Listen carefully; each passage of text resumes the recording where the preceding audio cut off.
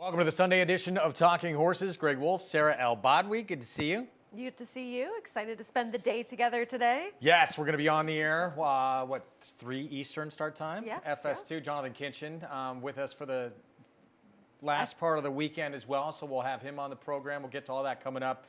Good card today, competitive card, huge scratch. Obviously, early on, it's going to impact everyone's multi-race wagers in that second race. I know Guinare coming out in there of that scratch today and really does change things quite a bit because I'm sure that was a horse many would have leaned on, and now it's a more open race, I think.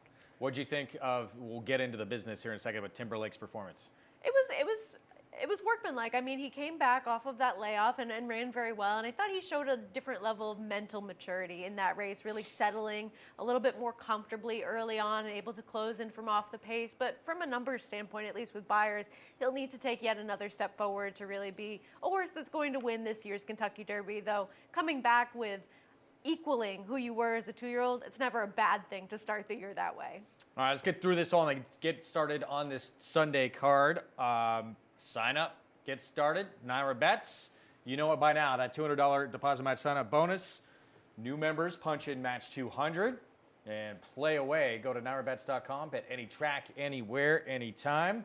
And some great bonuses when you're part of NYRA Bets, like this $5,000 hit and split. Hit the late pick 3 at Aqueduct and or at Oaklawn. So $2,500 each of free additional money in both those pools, if you're correct. Pays to be right. Pretty generous. And Gander Stakes later today, 11% win bonus. Do you know who's going to win that race?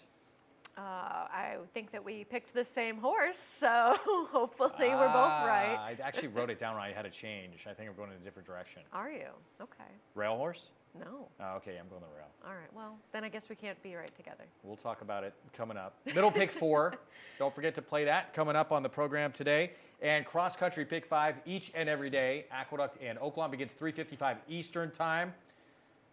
Starts in the 7th at Aqueduct, and then our program, Sarah and I will be on along with Jonathan, starting 3 Eastern on FS2. I'm glad you brought that up, actually, because I wrote that down wrong. So graphics, if you're listening in that feature race, yeah, go back, look. It actually had the 1 on top for me. Should we get started? Let's go. All right, here we go. Maiden special weight at 1 turn mile to kick things off in this opener. Chad Brown with a couple of horses here to the outside.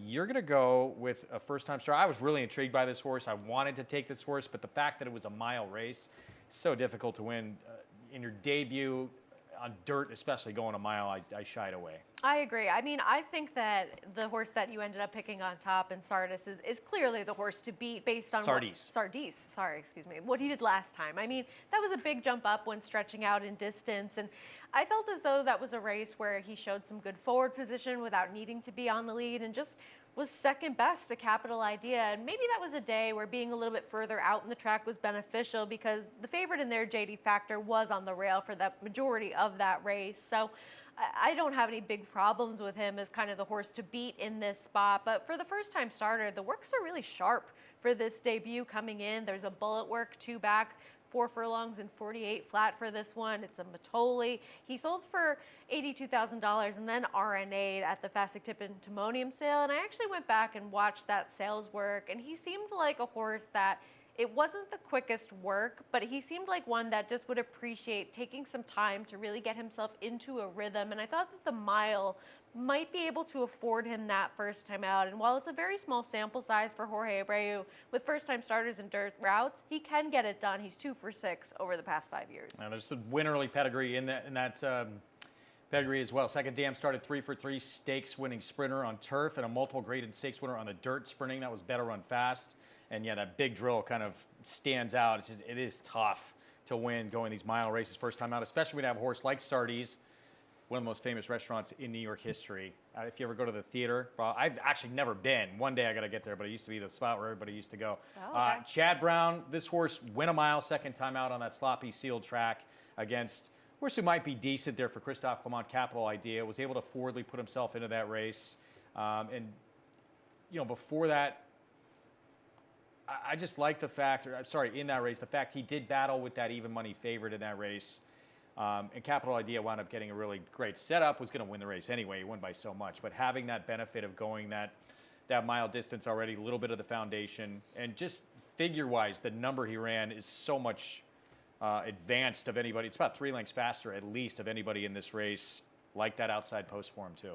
Yeah, I mean, there's not really much to knock with him. Maybe you wonder a little bit that he maybe moved up because of the sloppy track, or maybe because that favorite did have that inside running and being outside was a little bit more advantageous. But those are question marks that you can't really take too much credence in going into this race, because it's a more compact field and he's just faster so far than what anyone else has done, though this is a lightly raced group with some first-time starters as well. I know you wanted to take a look at Quando. Yeah, let's show this debut from him. It was on a muddy sealed track going 7/8 of a mile. Yeah, okay figure, certainly first time out. He took money in this race. I think that you see the works coming back too. You never know how these horses did it. They could have been all out to get those fast times in here, but Bullet Drill 47 and 1, quickest of 119 in the morning since that time. Second quickest to 32 Drill. So it looks like potentially the horse is going in the right direction. Second start up. And he didn't even really break that sharply in this race either, the one where he did take some money and finish second to Ridgewood Runner, a horse that had plenty of experience. And he had shown some speed in the past, and then they added the blinkers back on. They'd been tinkering with that equipment for a while with him and were very aggressive with him in that start. So if he broke on top, I mean, he could possibly take another step forward in here. And as you mentioned, he's been working really well coming into this effort. We think, yeah. And he gets a fast track. Maybe he didn't like that track even in that debut, that muddy sealed track. The other Chad Brown, Reasoned Analysis. You know, he ran okay last time in that mile in an 8th race, but I didn't really see that he ran superb in that spot. He was sort of even in there. Maybe that was a little bit further than he wants to go as he now cuts back to the mile in here. And usually you can get a price sometimes on the other Chad Brown, especially when you have one that looks so formidable towards the outside in here. But I don't know. I wasn't really in love with what he's done so far, and he's really taken no money in his starts. He took no money first time out, even though that was a solid field. Yeah, I think he's interesting. I'm going to use him a multi-race. I just thought, yeah, with you, I thought maybe the mile and an eighth is not something he wants to do. And that first race, C Streak, was actually second, pretty close second to Bookham Dano in the debut. It ran so good in that Saudi Derby. Then was third in the Mucho Macho Man. Yeah. So that horse, I could see that horse making impact here coming back. We'll see. Race 2, early pick 4. This is where we have that huge scratch. Guanare comes out, who a lot of people were going to single. 6.5 furlongs, allowance optional 80 race in here. And I'll let you start with Augustine Red. This horse has issues. I mean, we've seen this over his last couple of starts. He has this problem where he lugs in significantly. I'm sure that you've seen some of those replays where he's kind of his own worst enemy in those spots, because he'll look like he's about to make this big move and then shift ground in significantly. And Jose Lezcano has been on him for his last 3 races, and I will say that he has shown improvement over those last 3 starts, really straightening things out enough to be able to get the win last time, but you could still see that it was all outside rein, inside crop from Jose Lezcano to try to keep this horse propelling that forward momentum enough to get the win. And now he does get a rider change to Trevor McCarthy, who I'm sure is probably well aware of his antics so far, but hasn't yet experienced them for himself. So maybe this is a horse that he could be the most talented in this field, but he's getting in his own way too much. I just thought that now with this scratch, I didn't want to put Iridescent on top, and I felt as though he was one that I know that he can sit off of the pace a little bit, and maybe he's just moving in the right direction in terms of his antics. And we're looking at Iridescent here. When he was second to Guanare, he was a horse that was in a different barn at this time, going out for Brad Cox. Then when he switched to the Jacobson barn, he was able to get the win. But I also kind of feel like he was benefited by the rail a little bit that day when he got that victory. Yeah, I mean, I think he's actually going to be on the lead in this race, which makes him dangerous in here. You know, back to that Augustine Red for a moment. For me, that's 3 races in a row.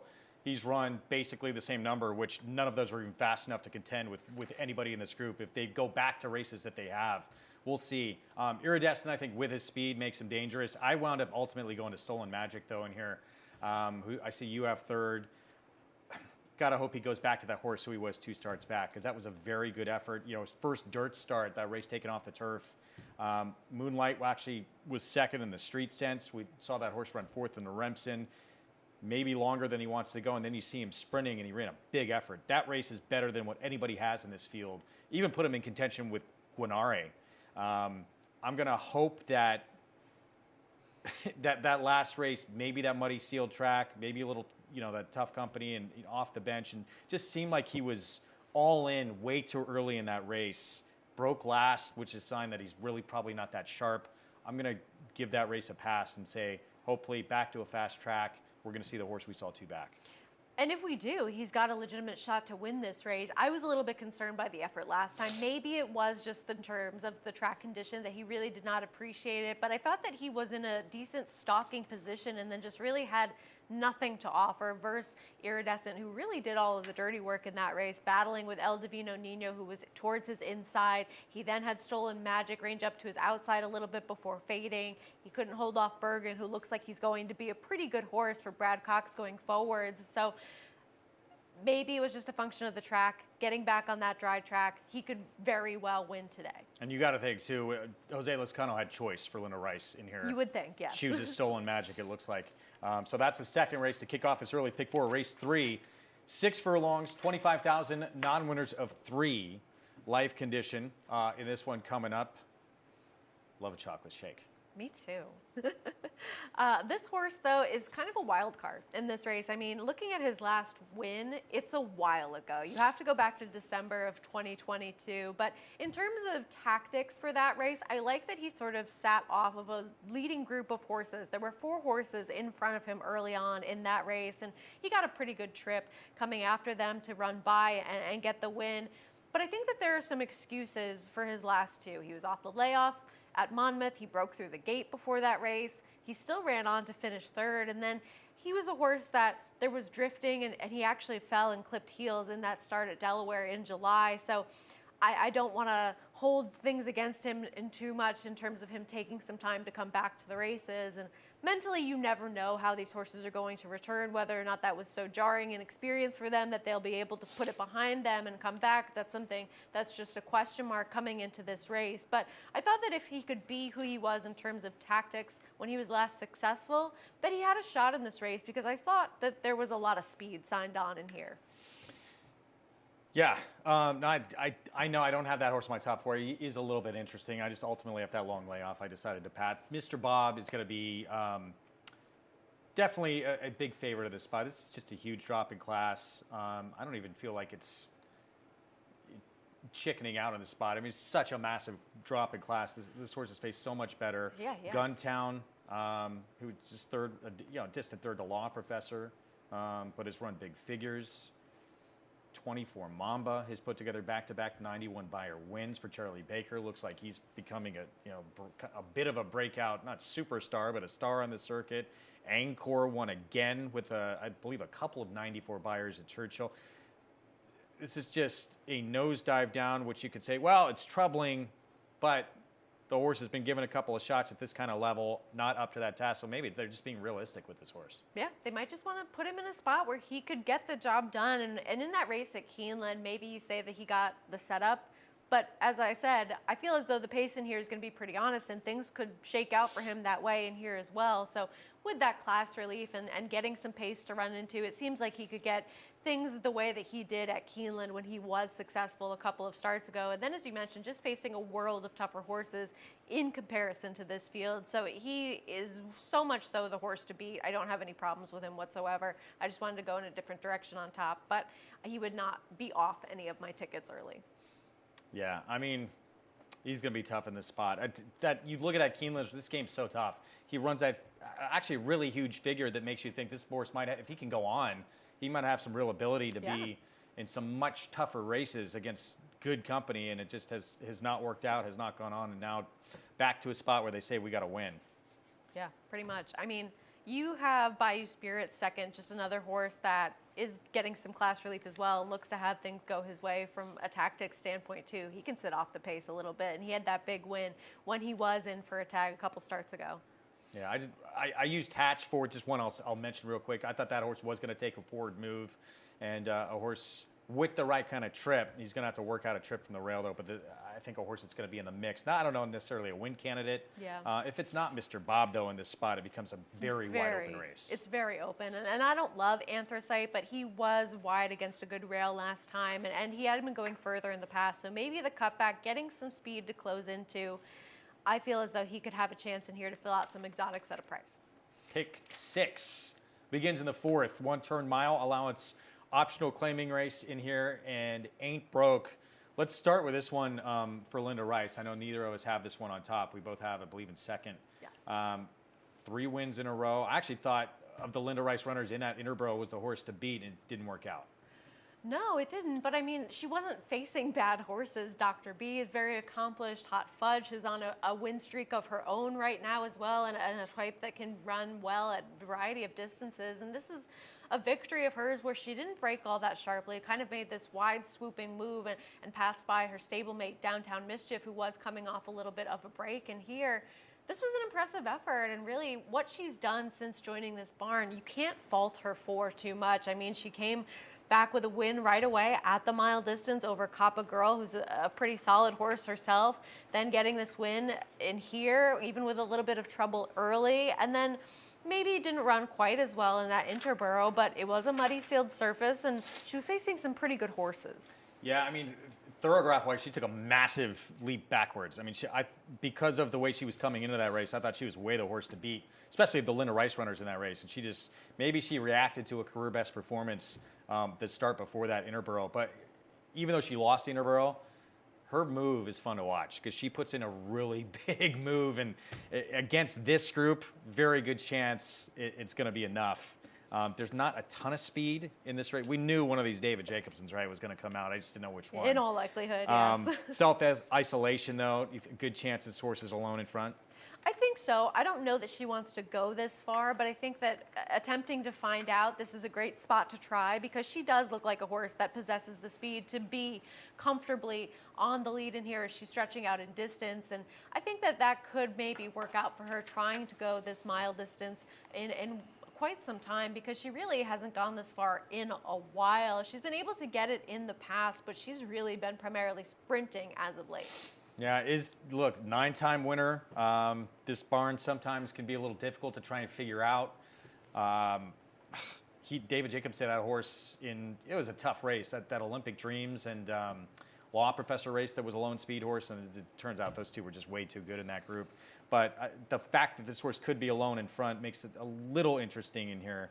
I wound up going to Evidencias for Christophe Clement, and I like the fact this horse, first of all, who she faced last time out, comparative, Saddle Up Jesse. Those are two really good horses who are probably a little bit better the quality of what's in here, and chased a bit of a slow pace in that race. The start before that, though, you look at it, that was at a mile, which he's going to do here, and it looks to me, maybe I'm wrong, but you look at that race and what she did last time out, and maybe it's the quality of horses too, but Hot Fudge is a pretty decent horse. It just looks like she has more of a potent kick at a mile. Yeah, I think so too. I think maybe the pace compromises her a little bit, but maybe 1 1/8 a little bit too far, especially against horses of that quality. Like you mentioned, Comparative came right back to win. So did Saddle Up Jesse. And so that's what kind of led me to Movie Moxie, a horse that disappointed in her first return effort behind her stablemate Hot Fudge as well as Evidencias. But last time out, I thought that she took a step forward in terms of returning to the Movie Moxie that she sort of used to be, able to run some of those bigger races in the past. And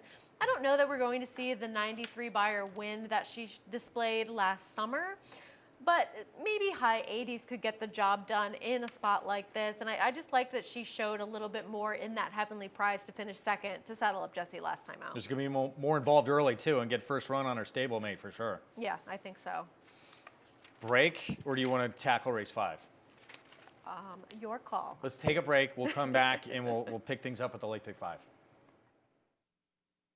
For almost 150 years, the Saratoga name has been synonymous with the finest quality, sustainably sourced spring water available anywhere. Saratoga carries on the rich tradition of its forefathers by crafting each stunning blue glass bottle with the same attention to detail and care that has been its hallmark for generations. Visit SaratogaSpringwater.com today or ask for us by name at your local market or restaurant. Saratoga Spring Water. Make every day exquisite.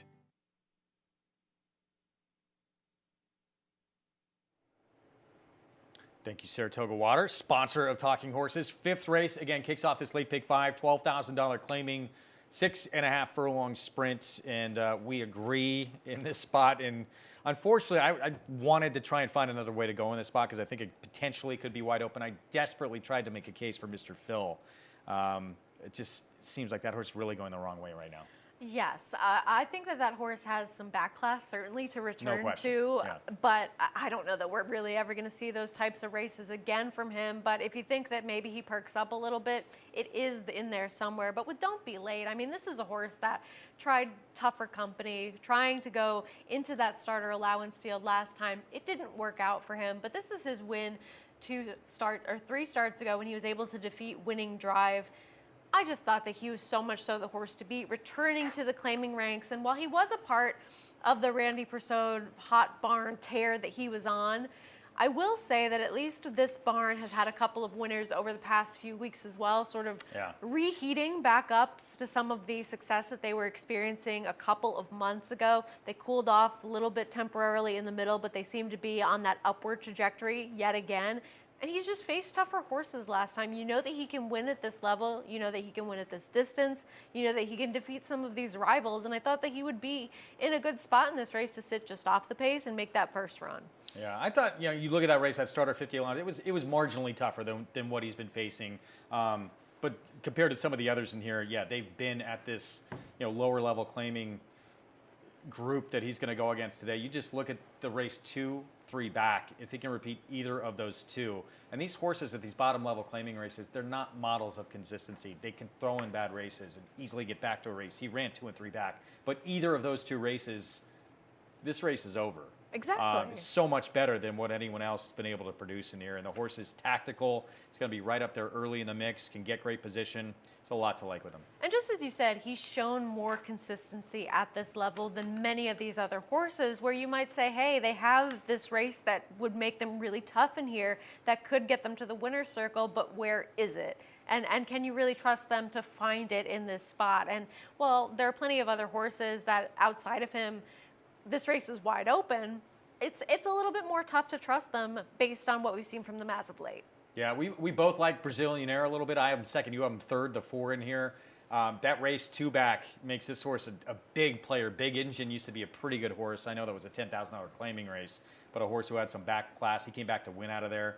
And I think you could probably excuse him that last race with that trip he had. Yeah, I mean, he was never really comfortable in that race. And I think that he really had that look of just being a turf horse. But when he took that plummet in class, he ran really well behind Big Engine and actually defeated Winning Drive. So I think that he's one that's worth considering underneath, especially. But they're all going to have to do a little bit more to beat Don't Be Late's second and third starts ago. All right, late pick 4 begins in race 6. New York Breds, maiden special weight coming up. So the 2 for you, Sorority Prank, one of the experienced runners of this field.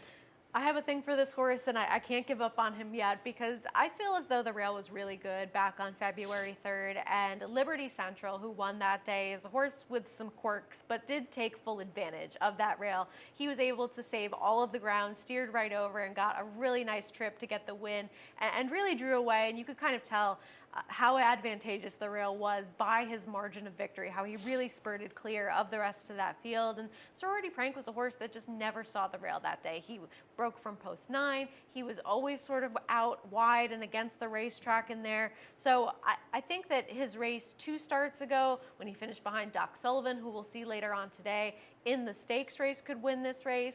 And I have to give him a little bit of a pass for his non-effort last time. Yeah, I mean, the Doc Sullivan race is the standout race that makes you really jump and take a look at this horse. The fast track efforts, and you can always forgive a debut, even though he hit the board and showed speed first time out, they were slow. And now this horse is starting to rack up opportunities. Yes. This is a wide open race. I think he's a horse you got to use in here. I know I don't have him in the top 4, but I can see where you're going. There's not many that would surprise me winning this race. I went to a first-time starter, the 5 Slow Down Big Andy. Bruce Levine, first-time starter. The Dam actually started 2 for 2 in her career with a stakes victory. Produced a 14-time winner who won first time out, Sligo Joe. Another first out winner who was a 5-time winner. Second Dam was a first out winner of a stake at Woodbine. So there's tons of winnerly pedigree. And you see the one work that kind of stands out on the page. And again, we never know how they did it. but fourth of 104, going 47-4 in the Belmont Training Track. You'd have to imagine that this horse likely has speed if this one is live coming in, and it'll be good to see the tote board action in this race, because I feel like if these horses could run, they usually take some money, and it'll be a good indicator. I don't have any problems with this horse. I didn't end up using him, preferring some horses with experience, as well as a couple of different first-time starters, and we both have Bob John Ray in here for the Chad Brown barn. I mean, you just have to take these connections seriously when they come in. There's a couple of winners, though none on debut within the pedigree. This horse is Triple Crown nominated, which I thought was moderately interesting. You don't think that means anything at all? No. No? You want to nominate, if you have a bunch of horses and you think one might be good, you pay way less money to nominate early. Okay. In my opinion, it means nothing. I don't think he'll be in either, but I thought it was interesting that they at least nominated him. And then of the horses with experience, I mean, Heavyweight Champs, he was more inside last time, so maybe he faded, and I don't want to be too critical of that race because the pace was honest enough. But this effort in the stakes race where he debuted, I thought this was a really good effort from him, where he was forward early on in this race. He officially crossed the wire in third in here, but was elevated to second behind his stablemate. This was a game performance behind some horses that had experience in this race, and I thought he fought on well to try to get his first victory in that stakes effort. Last time, maybe just regressed a little bit. Maybe he didn't love the wet surface, but I thought that race could make him a player for sure. Yeah. And look, don't take my word for it, but it's a fact. It's the truth of the matter. You can pay a few $100 to nominate early on, or you can pay thousands and thousands of dollars the more you go. Yes. Maybe they did really like something with this horse. Said, hey, this horse is worth it. It could also mean nothing. So so don't get. I just say don't get too excited about that. The three I thought was also an interesting first-time starter for Jorge Abreu. The Dam actually won the debut. It was on synthetic racetrack, but was a Grade 2 winner on synthetic, and then produced a horse named Major League, who won their debut, wound up being an 8-time winner. And one of the wins this horse had sprinting was upper or mid to low 90 Beyer-wise. So has at least produced one who could run a little bit. Yeah, but a horse only cost what, $3,700. Bargain purchase, right? No, I threw this one in the mix. Jorge Abreu has good numbers, first-time starters in dirt sprints. Over the past 5 years, he's 14 for 55, so 25%, $2.61 ROI as well. So when they win, they're usually fair enough prices, and this one is on the morning line at least. And neither of us have him in the mix, but I think Shore Time is an interesting horse to at least show the replay of when he was second to Crimson Light, who's kind of that buzz horse going forwards, because he was very far back in this race. There was an inquiry and objection. Ultimately, Crimson Light was left up, but there was a little bit of bumping around in the stretch, and he did close from pretty far back in here. I thought that he was sort of helped by the rail last time. He stayed inside. That was a day where you wanted to be inside. He has some ability. How much, I don't know. If someone wanted to throw him in the mix, I wouldn't blame them, because this performance, it wasn't bad, but at the same time, I just don't know how good he really is. This horse running usually is a good indication that you're going to get rain. I can't believe this horse is going to get a fast track today. It's incredible. 4 straight races in a row with a muddy or sloppy sealed track for that horse. So, yeah, we'll see. Ruben Silvera will be aboard. I thought one of the more interesting horses in terms of what call to make with a horse on the entire card today was Heavyweight Champs. You have second, I have fourth. I took a stand against this horse, but obviously the speed, and it just looked to me like a horse that Rudy Rodriguez had ready to go first time out, and then disappointed. But if the horse can get back to that race first time out, major contender in here. And with all these first timers, you never know, but at least we know he has early speed, and he's shown it twice. Now, he didn't sustain it last time, but at least you know that it's in there. All right, interesting call. Race 7, allowance optional claiming horse at a mile, and things get a little, well, you got to go with Dr. Blute in here. We'll see. Long time away. I'll let you start with Dr. Blute. But look, Chad Brown, a horse who's shown big ability, has faced some really good horses. It beat some really nice horses, and this barn usually has them ready to go off the bench. I like this horse. It's a question mark coming back off the layoff, but looking at his last win really in that Empire Classic. This is when he was with the Saffie Joseph Jr. barn, but he was really game this day. He showed some good speed, going the mile in an eighth distance, maybe a little bit further than he really wants to go, but I thought that he had a nice front-running score in here, an 87 Beyer speed figure. He had won the start prior to that at the mile with a 92. You never really know how they're going to come back, but this is a horse that I actually know a little bit about because when I used to work in Massachusetts, someone knew that I was in racing in the restaurant I used to work at, and they said, "Do you know a horse named Dr. Blute?" And I was like, "Yes, actually I do." And he said, "Oh, my friend's dad is Dr. Blute at Really? St. Vincent's Hospital right nearby." So I was like, "Oh, that's really cool that he has a horse named after him." And so the racing world is very small. So I thought that was cool.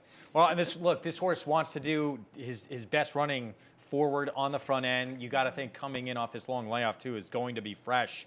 Is the outside horse the only one that's left to be able to pressure this horse? I think so, and I don't really know who Champion's Dream is or is going to be. I wanted to give him a chance a couple of times coming into this new barn for Rick Dutrow, and based on what he had kind of shown little sparkles of in the Former past. Nashua winner. Exactly, and ran well at Tampa too a couple of times, and I just don't know that he's going to be that horse anymore. I don't know how forward he's going to be or how aggressive they're going to be to try to challenge Dr. Blute, but I think based on what he's shown us at coming back, if Dr. Blute is at all who he used to be, he's going to be faster, I think. Yeah. I wound up going a big price in here, Bourbon Calling. I was surprised to see this horse at this number. I know the horse dropped in for 40 last time out and disappointed as an even money favorite, but 2, 3, 4, 5 starts back. That horse is right in the mix with the best races Dr. Blute has ever run.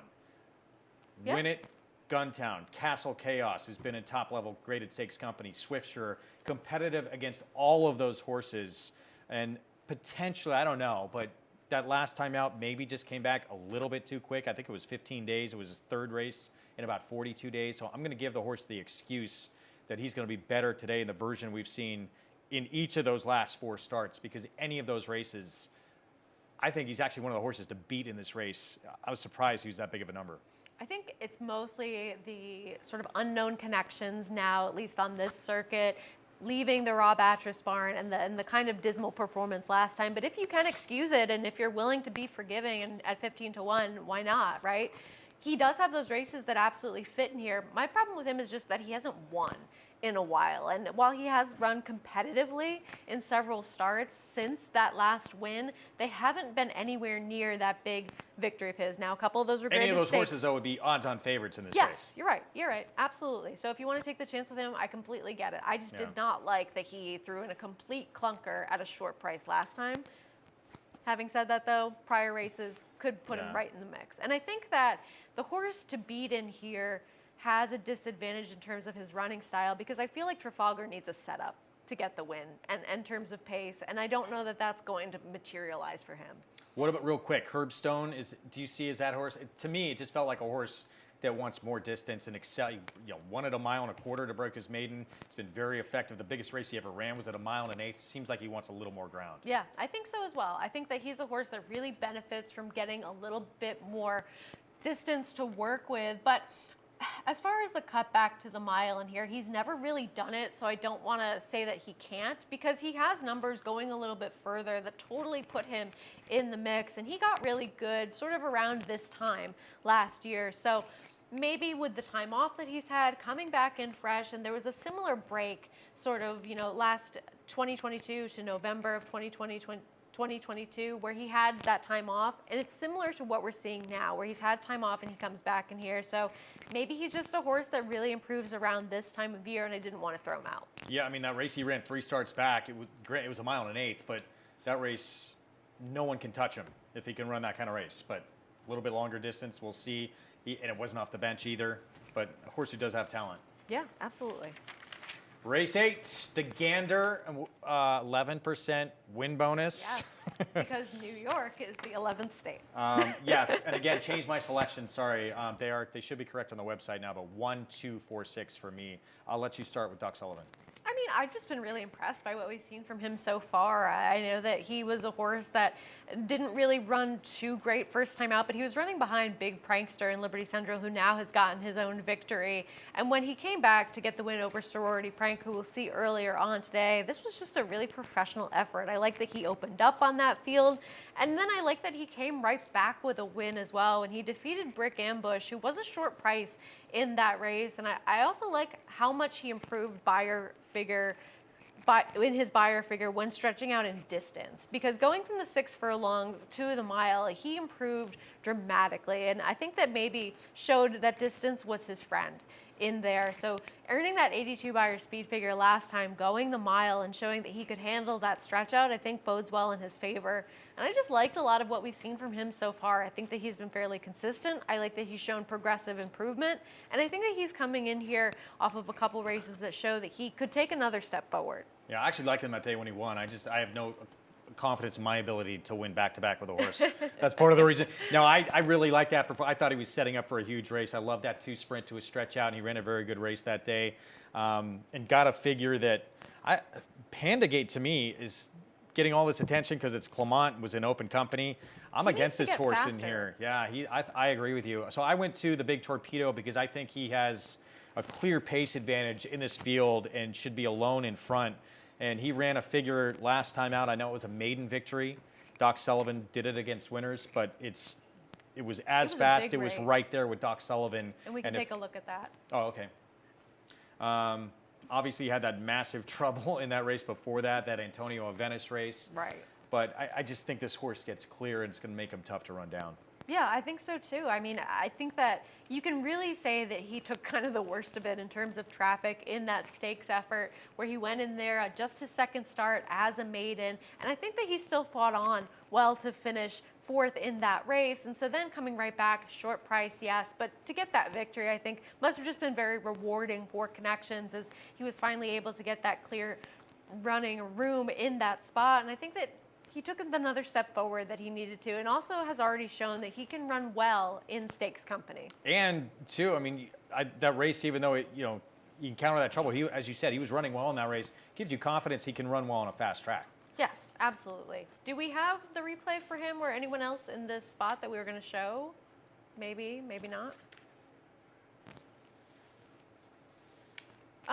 We could show Pandagate actually, since he is your morning line favorite in here.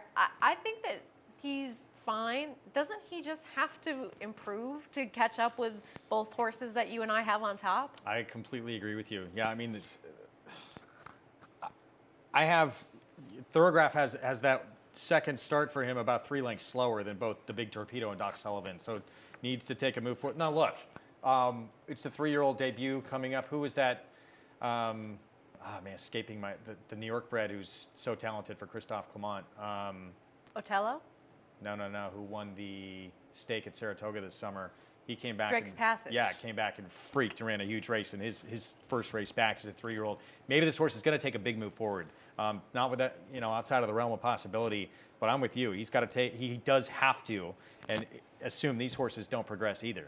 Exactly, and he looks like he's working very well coming into this effort. I don't want to take that away from him, that an upward trajectory is totally likely coming into this spot, but we have to see it, and he has to have other horses take a step backwards as well, I think, to be effective in this spot. So I think that he could certainly improve. It seems as though he's doing well in the mornings coming into this race, but I wanted to go in a different direction just based on what we had seen from him already on the racetrack. Liberty Central, too. We both have 4th horse that took a big move forward last time out. We'll see if he could do it again. That was on a muddy, sealed track. It was against maidens, but a little interesting here. And this is a horse that I've always kind of liked because he's shown that he has some ability, but he's sort of been his own worst enemy. He has gait antics. He doesn't break all that sharply, but he sort of put things together last time, but he was also really helped by staying inside that day. Yeah. I think that he was really advantaged by staying right on the rail in that spot. So he has ability, but I think that last race looks a little bit better than it actually was. Yeah, he outfinished Doc Sullivan. That was a debut for Doc Sullivan, so I wouldn't put a lot into it. That horse has become a different horse since, but maybe he can move forward. Nightcap to close it out. 20 maiden claiming 1-turn mile in the finale on our Sunday card. Rockstar Boy, there's just too much to like. Exactly. I had a crazy idea to try to put on top over this one, but looking at how he started this race, it wasn't that significant of a stumble. He kind of just bobbled forward a little bit. Didn't he like leap up in the air and then went to his knees? It was strange. It was odd because it kind of looked like he went up and then down a little bit, but then he rushed up, and I think that that's more what caused him in this race, because he was having to go set those early fractions after not breaking all that well, and then faded in that spot. And I think that that was also a day on the 12th of January where you did not want to be right on the rail. That was a dead rail day. He was right on the rail for a lot of that race, and I feel as though it's no one's fault because that was the first race of the day. You never really know what sort of track condition you're going to be dealing with, but with Badge of War coming out, who's kind of my crazy idea in here. Not crazy at all. I love that horse. Oh, today. really? Okay. Great. Maybe next time. I just the thought dam produced Mandaloon. well, he's not Mandaloon, but No, but there's talent there. yes.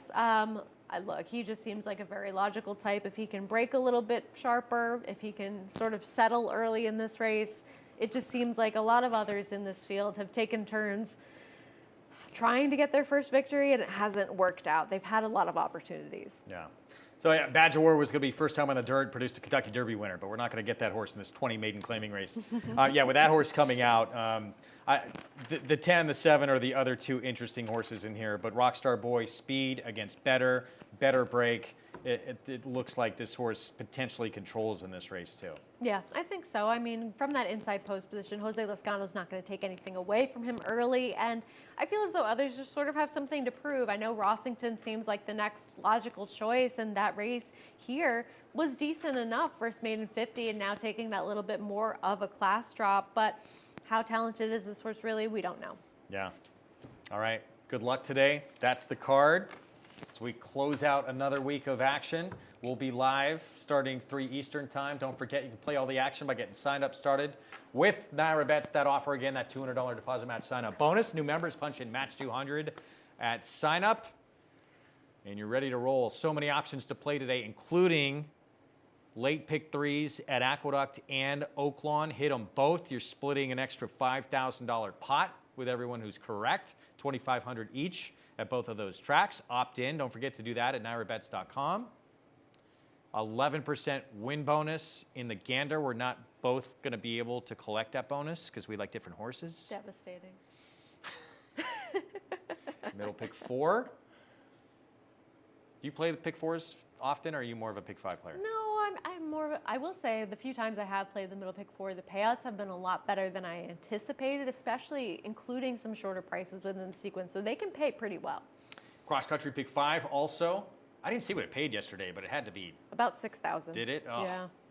Tough one to have. Well done if you put that together. Starts at 3:55 Eastern, 7th at Aqueduct.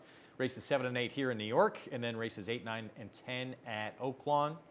Go to naira.com/cross country. And then our coverage again, FS2 begins at 3 Eastern. So we will see you then.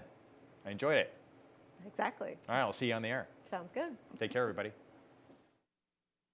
For almost 150 years, the Saratoga name has been synonymous with the finest quality, sustainably sourced spring water available anywhere. Saratoga carries on the rich tradition of its forefathers by crafting each stunning blue glass bottle with the same attention to detail and care that has been its hallmark for generations. Visit SaratogaSpringwater.com today or ask for us by name at your local market or restaurant. Saratoga Spring Water. Make every day exquisite.